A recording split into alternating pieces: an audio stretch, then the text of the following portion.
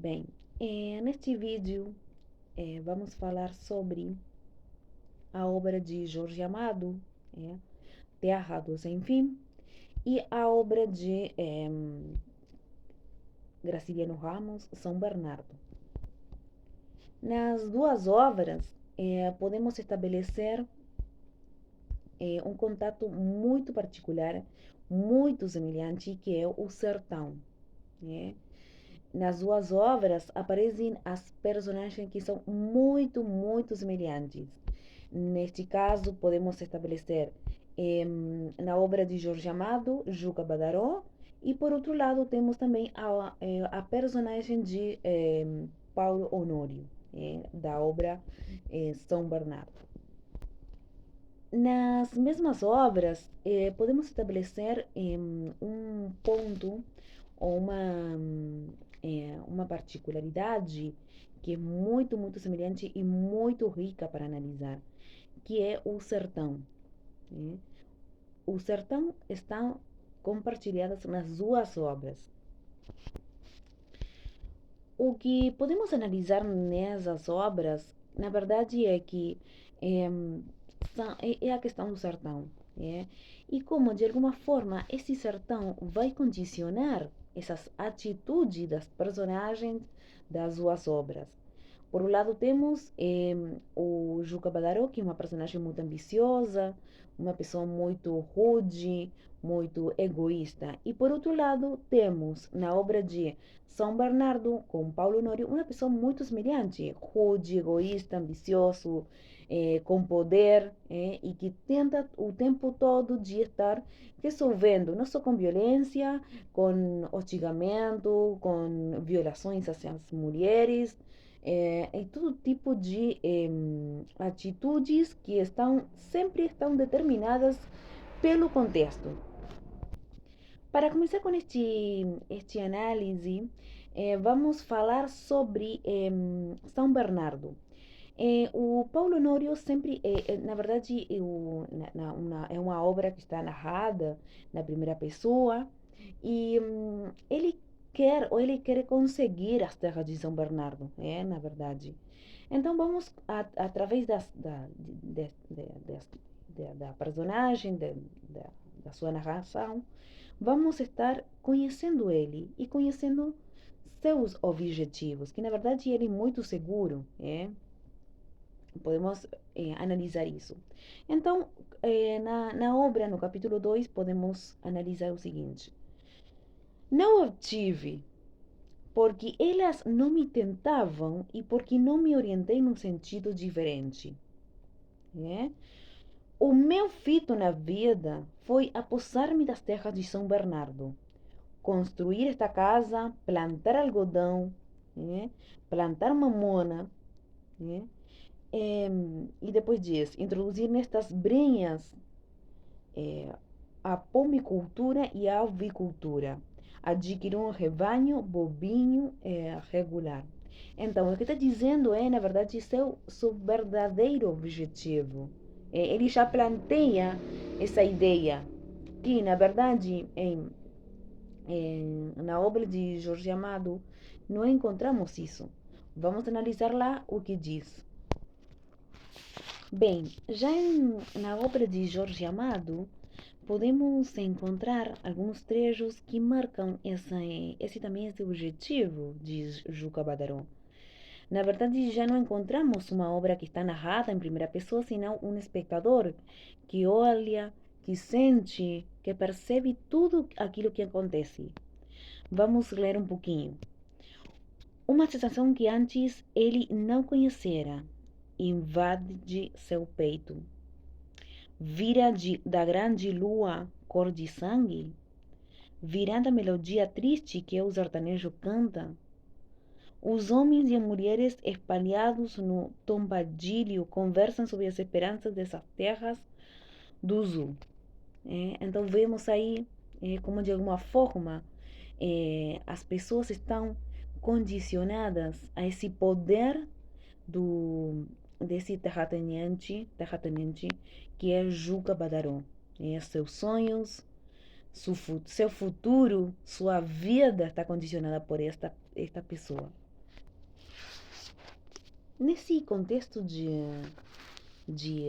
sertão, também o que é importante é ressaltar como nas duas obras aparecem descritas essa natureza que vai determinar essas pessoas. Na verdade, podemos, por exemplo, em São Bernardo, na verdade, podemos estar aí falando sobre o que a mesma personagem está sentindo outra personagem sobre essa natureza. E diz: Padilha, observando com tristezas as novilhas que pastavam no campim Cordura, à margem do riacho, e o açude, onde patos nadavam, suspirou e propôs 25. É? Também, como de alguma forma, o contexto também é, fala sobre essas personagens, aquilo que sentem, aquilo que pensam, aquilo que mobilizam essas pessoas, esses atores do sertão. Bem, e continuando com este contexto de natureza, já na obra de Jorge Amado, podemos estabelecer que, na verdade, a mata, o contexto, a natureza, é uma personagem mais. É, por um lado, podemos estar dizendo que, sim, por questões de organização também do livro, Jorge Amado mereceu um apartado para isso mesmo, para descrever a natureza, para descrever a mata. Há muito, na verdade, que fala sobre isso. Na verdade, no capítulo aí, a mata fala sobre isso. A mata dormia o seu sono jamais interrompido. Sobre ela passavam os dias e as noites. Brilhava ao sol do verão. Caía nas chuvas do inverno. Os troncos eram centenários. Um eterno verde se sacudia pelo monte afora, invadindo a planície, se perdendo no infinito. Era como um mar nunca explorado, cerrado no seu mistério. A mata era como uma virgem cuja carne nunca tivesse sentido a chama do desejo. É como a virgem era linda, radiosa e moça, apesar das árvores centenárias, misteriosa, como a carne de mulher ainda não possuída. E agora era desejada também. E se falamos de contexto, se falamos de natureza, se falamos de condições que vão determinar essas pessoas, também vamos falar de poder e como de alguma forma ter poder nesses terrenos, nessas terras de Vadarô, são indiscutíveis. O poder sobre tudo, não somente sobre as terras, não somente sobre as decisões, mas também sobre as mulheres, sobre as leis e a religião. E sobre isto vamos falar. Na verdade, os irmãos Badarós, na obra de Jorge Amado, têm um poder sobre tudo. Vamos ler um pouquinho aquilo que fala sobre isso. E diz: No dia do batizado de Dona Ana, mulatinha Raimonda se batizou também. A negra Risoleta escolhera os padrinhos. Sinó, que era então um rapaz de pouco mais de 20 anos, e Dona Ana, que tinha apenas meses. O padre não protestou, já então os Valarós eram uma potência diante da qual a lei e a religião se inclinavam. Então aí está dizendo tudo. Não existia religião, não, e nem existia lei para os Badaró dentro do sertão. Já na obra de Graciliano Ramos, encontramos também esse mesmo jeito. É? Diz, no capítulo 3 da mesma obra, da São Bernardo. Vamos ver quem tem roupa na mochila. Agora eu lhe mostro com quantos paus se faz uma canoa. O doutor que ensinou o rato a furar a motoria sacudiu-me a justiça e a religião. Que justiça? Não há justiça nem há religião. O que é que o senhor vai espichar aqui 30 contos e mais os juros de 6 meses. Ou paga ou eu mando sangrá-lo devagarinho.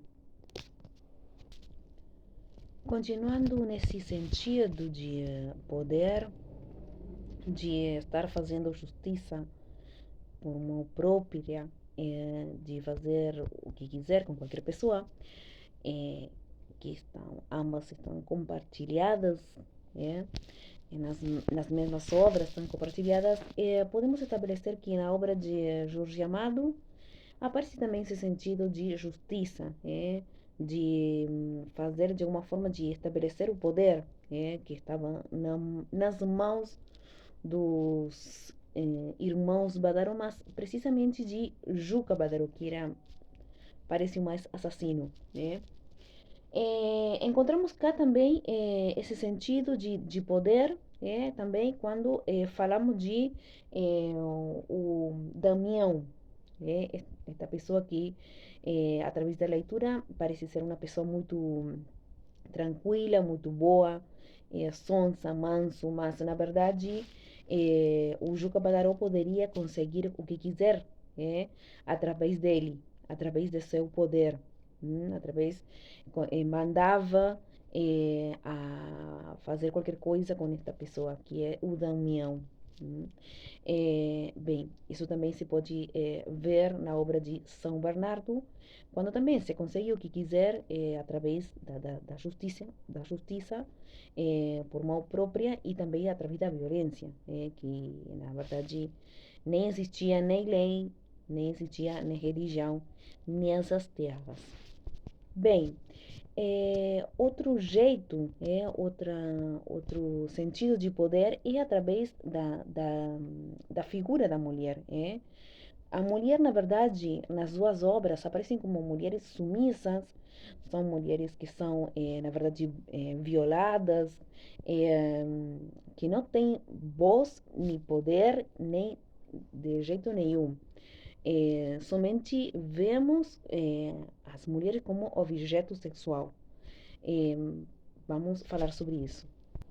Bem, no que se refere à questão da mulher, analisamos na obra de São Bernardo uma mulher muito mais cuidada, mas não deixa de ser uma mulher violentada, sem opinião, sem sentido, sem uma voz própria.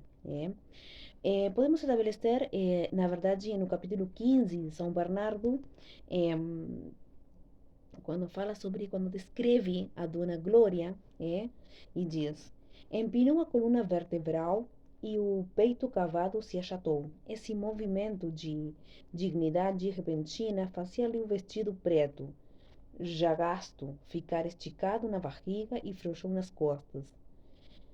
Resmungou palavras imperceptíveis.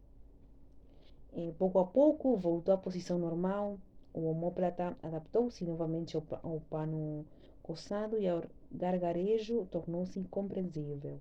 E aí quando diz a questão do casamento.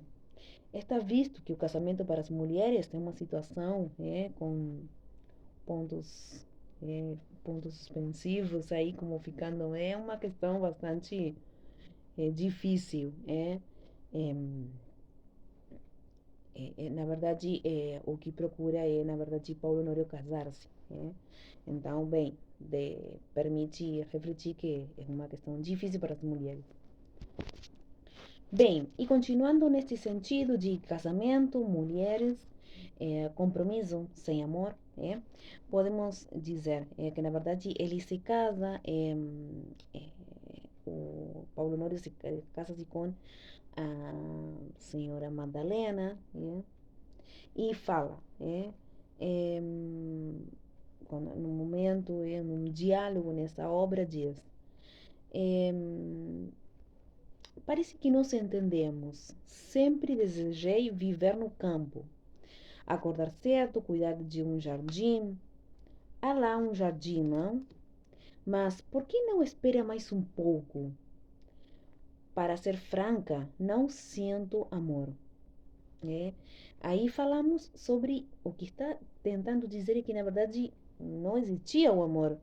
Os casamentos estavam sempre concertados dessa forma, porque a sociedade, nesse momento, pretendia que o homem se casasse, para ter filhos, e como a gente já tem costumado ouvir.